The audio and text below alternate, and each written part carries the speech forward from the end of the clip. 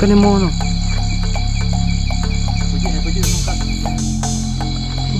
โอ้ยักษ์มันยักษ์กอกโคตรแต่มันเบิ่งไปมีตีนเป็นหมื่นเป็นแสน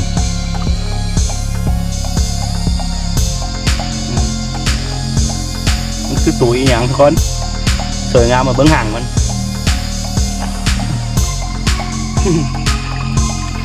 นี่ครับ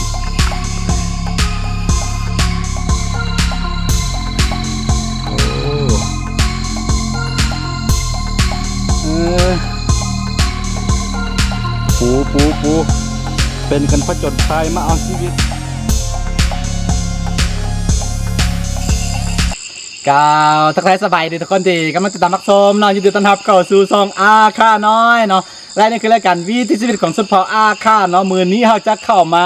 หาอยู่หากินอยู่ภูอยู่ปลาตามเคยตามที่เราเคยเห็นมาพันๆเนาะคือหลายครั้งหลายคลิปจะเห็นค่อยเข้าปลาหาอยู่หากินจกปูจกปลามันยังมันคือมันบ่มีเบื่อเลยทุกคนคันเฮาเฮ็ดอยู่ในสังคมในเมืองมันอย่างคืออันใดที่เป็นเฮ็ดแบบซ้ำๆเดิมๆแล้วเฮาจะรู้สึกเบื่อหน่ายนะแต่ว่าสำหรับกันผจญภัยเข้ามาในป่าแบบนี้เนาะมันบ่มีเบื่อทุกคนมามื้อนี้เมื่อยพอกลับไปนอนเอาแฮงกลับมามื้ออื่นก็อยากมาต่อมันเป็นแบบกลายเป็นแบบวิถีชีวิตจิตใจไปทุกคนเนาะเวลาเข้าป่าก็รู้สึกว่าจะปลอดภัยกว่าเฮาอยู่ในสังคมในเมืองหรือว่าอยู่ในสังคมภายในสังคมเนาะเวลาเข้าป่ามันบ่ต้องคิดเป็นอย่างไรแบบสบายนั้นแต่ว่าค่อยบ่ได้หมายเข้ามาขอให้ทุกคนแบบมาอยู่แบบที่ค่อยเป็นหรือว่ามาเฮ็ดแบบที่ค่อยเป็นเนาะบ่จำเป็นเนาะแต่ว่าขอให้ฮู้ว่าตัวเองมักเป็นหยังหรือว่า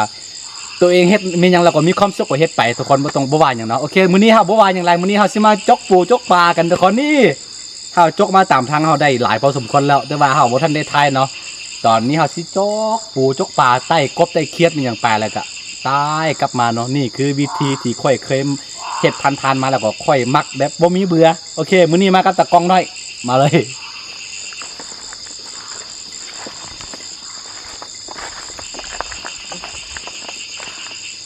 กบหน่อย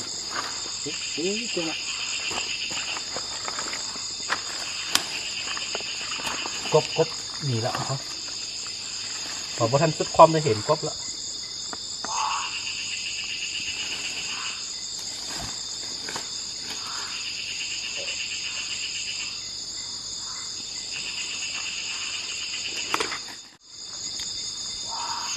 กินเหมือนยังสีทับทุนหันดูไปเนี่ยไป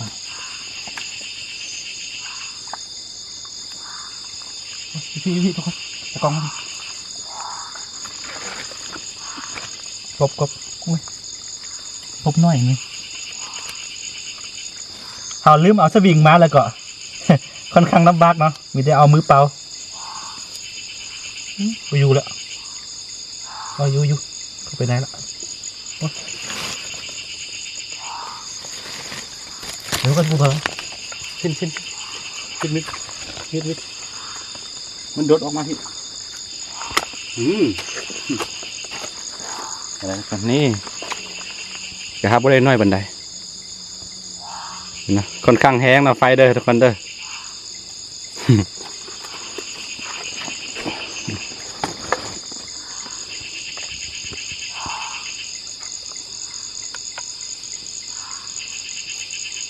ทุกคนเหี่ยวบันมันจะมีกบอยู่ใต้นี่เด้อทุกคนเด้อเพราะว่าเวลาใต้ยวงมาจากไกลๆมันจะเห็นแสงมันแล้วก็แสดงว่าเวลายวงเข้ามาหอดจุดมันแล้วก็บ่เห็นก็แปลว่ามันไปปิลีอยู่ในนี้เอาสงสัยมันจะมีปูครับก็ไหมนี่เห็นว่า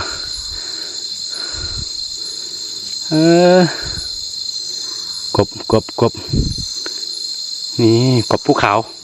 กบมืนกบภูเขาแล้วแต่ละพื้นที่เอิ้นบ่คือกันนี่สิเต็มแล้วนี่ได้ประมาณโลนึงละนี่ปูกับกบเนาะเห็นบ่ตะกองปูกับกบเด้อบุ้งกือสวยงามพี่น้องโอ้ลายมันมักเลยสวย โอ้สวยงามนี่แหละคือสัตว์ที่ออกหากินยามกลางคืนเนาะประมาณนี้แหละทุกคนมันเท่ากลายเป็นว่าเวลาเข้าป่ามันนี่กลายเป็นแบบมหาลัยชีวิตแบบบอนที่ให้เฮาได้เรียนรู้หรือว่าให้เฮาได้ตื่นเต้นตลอดนะทุกคนนี่แหละค่อยมักมันโอ้สุดยอดเลย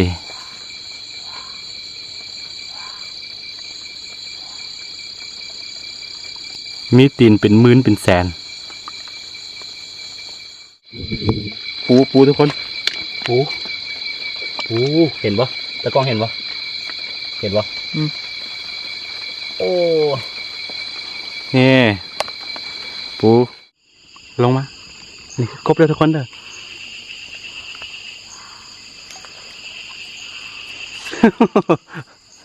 โอ้กบภูเขานี่เห็นปะสวยงามเด้อทุกคนเด้อเอาไปมกใส่น้องส้มพี่น้องเอ้ยอะลู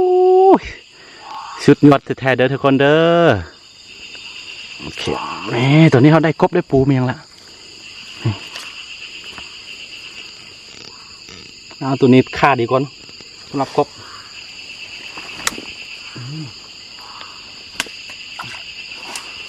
สำหรับกบเขาจะฆ่ามัน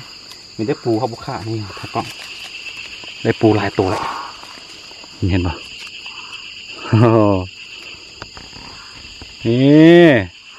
นี่คือวิธีหาอยู่หากินสุดในกลางคืนของคนบ้านนอกบ้านนากับประมาณนี้ทุกคนหากินง่ายอยู่ง่ายหน้าฝนแบบนี้โอ้ซ้ำสิกินสวยเลย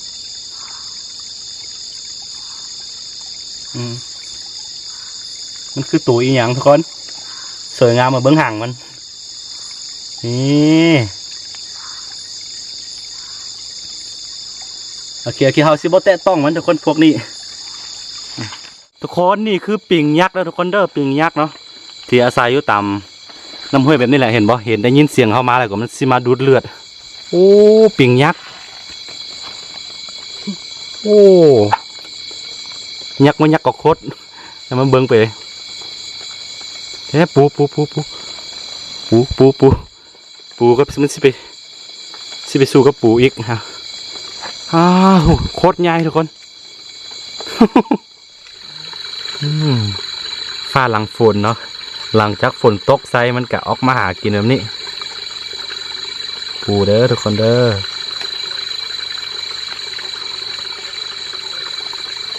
โอ้เกี่ยมพร้อมงัดเลย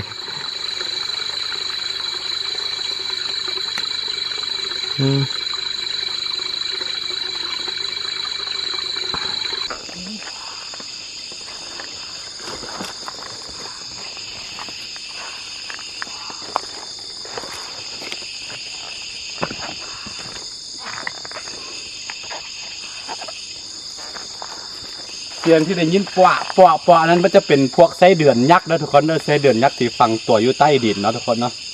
มันแต่ว่าเสียงของมันคือเสียงกบเสียงเคียดห้องนี่ได้ยินปะแต่ว่ามันเป็นไส้เดือนนะทุกคนเด้อ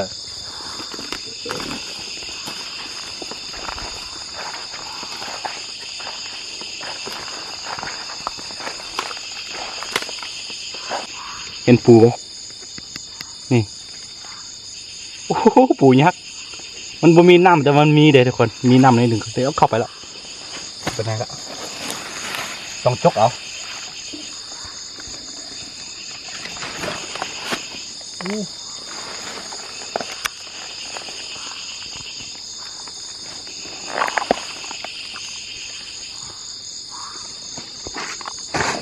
กองให้เลยเกี่ยมเบิ้งเลย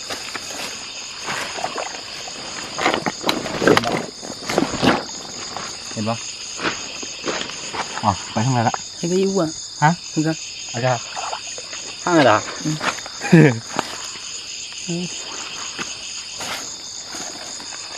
แพงเลย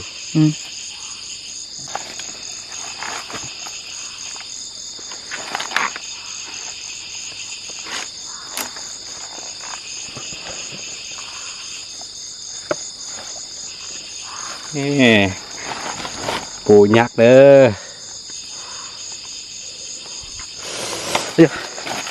มันมีน้ำน้อยๆเลยกะอันนั้นนี่กบเลยทุกคนมันกระโดดเข้าไปในพี่ในหูพี่เนาะ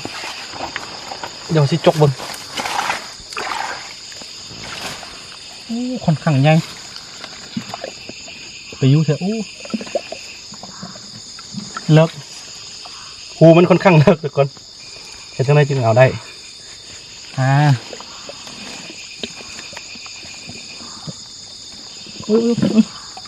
มาคิดด้วยจ้ะค่อนข้างเลิกพี่น้อง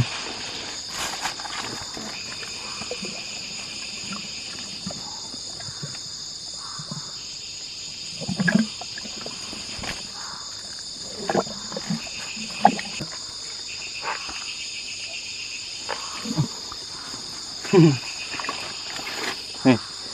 ครับโอ้กบนี่กบได้ทุกคนเด้อ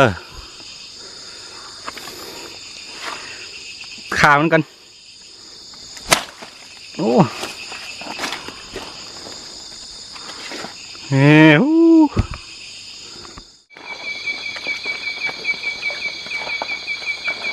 ตอนนี้คือตอนนี้ฝนหาตกเช้าทุกคนฝนตกเช้าแล้วก็มันหาก็คือค่อนข้างจับกบยากจับปูยากเนาะกบนี่บ่ออกมาเลยทุกคนแต่ว่าปูนี่ออกมาอยู่นี่เห็นบ่แล้วก็ประมาณ2 โลมีอยู่ปูนี่ออกมาอยู่แต่ว่าค่อนข้างไวทุกคนเวลาเห็นเฮามันจะแหลนเข้าหูเลยนี่แหละทุกคนวิถีชีวิตบ้านบ้าง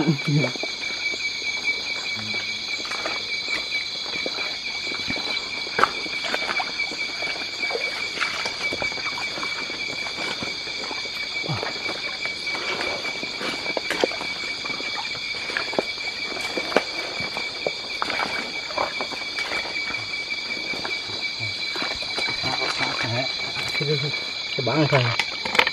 มันดึงใบไม้เข้าไปทุกคนตัวปูแต่ว่าเห็นตัวมันน่าจะเป็นปูโอ้มีหูหัวไปอยู่ทางใด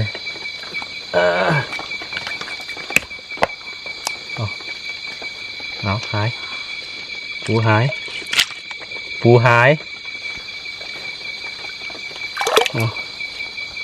เข้าไปหูเดี๋ยวบดจักย้ำ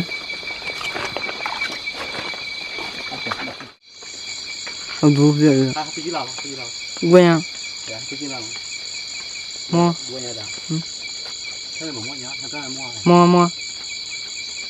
ก็มออยู่มาเจอว่าคือเกิดจากก็อะไรก็ในมอเนาะแต่ไปที่น้องก็ย้ายใช้ยี่เดียวนะนี่นะนี่มันคืองูเขียวเลยทุกคนเด้อนี่แหละขอบคุณระวังเนาะงูเขียวหางไหมเลยตัวใหญ่เลยตัวใหญ่พอสมควรนี่ทุกน้องเลยไปพ้นละมันไปหากินเป็นอย่างหนูปุ๊จักอังก็พึ่งเลยไปแล้วตะก้องย่าน ไปแล้วโอเคครับกวนมันทุกคนเฮากันในระหว่างที่เฮาเดินมาตามสายน้ำเราเนี่ยเห็นปะสายน้ำเนาะแต่ว่าเห็นนกบินออกไปปรากฏว่ามีไข่อยู่ในเนาะเฮาบ่ต้องไปแตะมันเดี๋ยวแตะมันสิบ่กลับมาเนาะเอาเบิ่งอยู่ไกลๆเอาอยู่ในมีไข่บ่สามารถเอาเข้าไปได้อยู่ในเนาะโอเคเฮาสิบ่ไปกวนมันทุกคนเพราะว่าเราเดินพันเราก็เห็นมันบินออกมามืออื่นเศร้าแล้วมันจึงกลับมาอีกเทื่อนึงโอเคทุกคนตอนนี้เราจะเดินไปสายนี้น้อยนึงเพราะว่าหน้าฝนแบบนี้มันจะมีแมงปูรูออกมานะเพื่อนเดี๋ยวเห็นเราสิท้ายให้ทุกคนได้เบิ่งกันแมงปูรูคือโตเต่าสักนิดนึงเนาะโตเต่าที่อาศัยอยู่ในแม่น้ำนะราคาแพงแล้วก็เป็นสัตว์ห่วงห้ามแล้วทุกคนเด้อเป็นสัตว์ที่ใกล้สูญพันธุ์แล้วเพราะฉะนั้นเราสิบางเถื่อถ้าโชคดีมันก็สิได้เห็นมันนะเขาก็เลยว่าเดินมาหน่อยนึงเพราะว่า ปูปลากบแม่ยังเขาจับได้หลายอยู่มื้อนี้เนาะบ่แม่นว่าหลายน้อยหนึงแหละหลายๆเลยแหละมาตะกล้องนี่เห็นบ่ปูระดับ 2-3 โลปูกับกบโอ้โอเคนี่ขอควรระวังคือ มักจะมีงูไม่อย่างนอนเนาะเพราะฉะนั้นก่อนสิข้ามหัวเข้าไปนายบ่ฉะนั้นต้องเบิ้งสังเกตเบิ้งดีๆบริเวณอ้อมๆจึงเข้าไปทุกคนนกนอนทุกคนนกนอนบนในใจว่านกชนิดใดฝนตกเด้แล้วก็มันนอน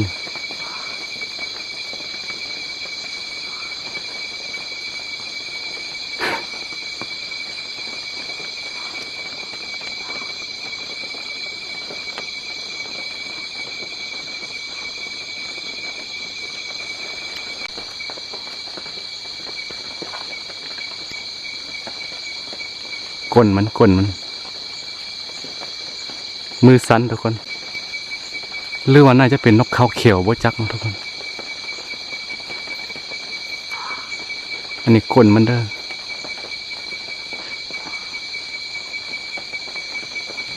คือคนฝนตกแล้วคนมันบ่เอาหัวขึ้นมาเนาะเอาหัวเข้าไปในปีกบ่แน่ใจคือกันว่ามันนกชนิดใดมันคือนกแล้วทุกคนเด้อนี่แหละความสวยงามของธรรมชาติยามกลางคืนนกกำลังนอนโอ้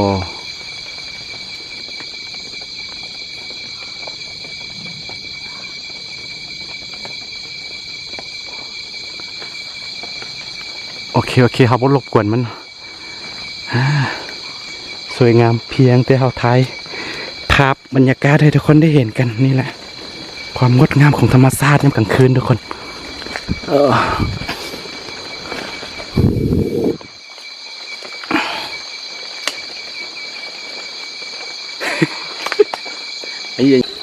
ทุกคนโอ้หลายบ่หลายกว่าให้มันหูไปถึง 2-3 โลที่บอกบ่จักเนาะนี่เห็นปะจับดีๆตะกล้องโอ้นี่เด้อทุกคนเด้อปูเป็นกันผจญภัยมาเอาชีวิตรอดยามฤดูฝนพายุเข้าแบบนี้ตอนนี้เล็กๆแบบนี้เนาะอยู่ป่าโอ้โธ่อ่อนซ้อนขนาดนี่แหละทุกคนนะครับมาหากินก็พอได้กินนะอย่างที่บอกไว้หลายคลิปเนาะมีแต่ชาวบ้านก็หากินแบบนี้มันบ่มีหมดเด้อทุกคนเด้อมีแต่ว่าพยายามบ่ต้องใช้สารเคมีไม่อย่างลงสู่ธรรมชาตินะลงสู่แม่น้ำแบบนี้ก็พอได้กินโอเคเป็นคลิปบ้านๆทุกคนเราก็มาถ่ายให้ทุกคนได้เบิ่งกันแบบนี้นะถ้าไปมักก็อย่าลืมเนาะกดไลค์กดติดตามซองอาคาน้อยเพื่อบ่ได้พลาดวิดีโอแม่ๆจากซองอาคาน้อยเนาะเดี๋ยวเจอกันไว้ในคลิปหน้าเนาะสำหรับคลิปนี้ไปก่อนพี่น้องสบายดีตะกล้องสบายดีคือหลายคนบอกว่าเป็นอย่างคือบ่ให้ตะกล้องเว้าเนาะตะกล้องค่อนข้างขี้อาย โอเคเจอกันไว้ในคลิปหน้า